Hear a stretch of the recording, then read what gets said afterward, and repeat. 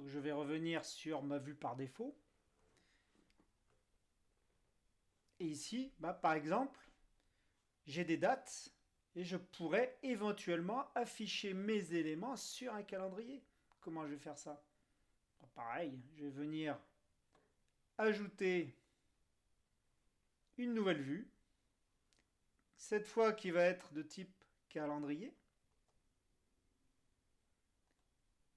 Et j'ajoute une vue à partir de ma base de données. Donc vous comprenez bien ici l'utilité de travailler avec une base de données. C'est vraiment là la toute puissance de Notion.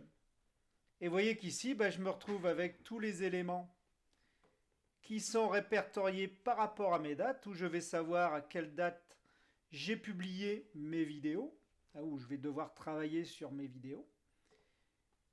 Et également ici, je vais retrouver tous les mois, je vais pouvoir faire tourner. Et je vais toujours pouvoir faire dans mes propriétés, afficher certains éléments directement dans mon calendrier. Donc là, en l'occurrence, vous voyez que j'ai venu ajouter les tags. Je vais pouvoir ajouter la photo aussi dans le calendrier, mais elle sera en miniature. Bon, pas très utile parce qu'on la voit pas trop bien.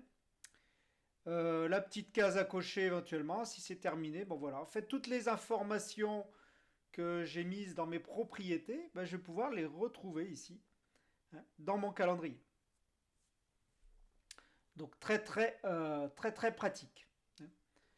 Donc ici, vous voyez, avec une seule vue, je suis venu créer tous ces boards, on appelle ça des boards, et j'utilise ça en Kanban, j'utilise ça en board view, j'utilise ça en calendrier, mais aussi je vais pouvoir faire éventuellement une timeline.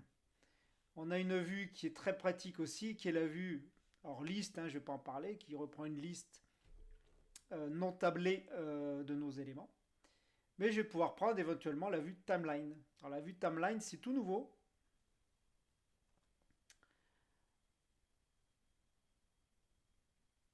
Voilà. Et puis là, vous avez en fait la timeline du mois qui défile.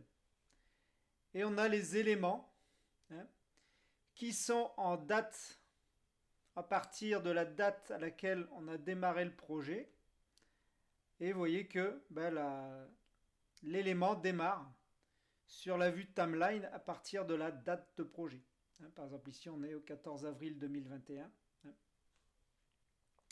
Et donc, on a bien notre vue timeline, notre élément qui arrive sur notre timeline. Donc ça, par exemple, ça va être très pratique pour de la gestion d'équipe ou de la gestion de projet où on va devoir avoir des gens sur une timeline bien précise dans le temps. Donc très utile aussi. Je dirais cette vue timeline, c'est vraiment ça manquait, c'est vraiment très pratique. On peut venir réduire les éléments, agrandir. Pour de la gestion de projet, par exemple, en développement, c'est très pratique.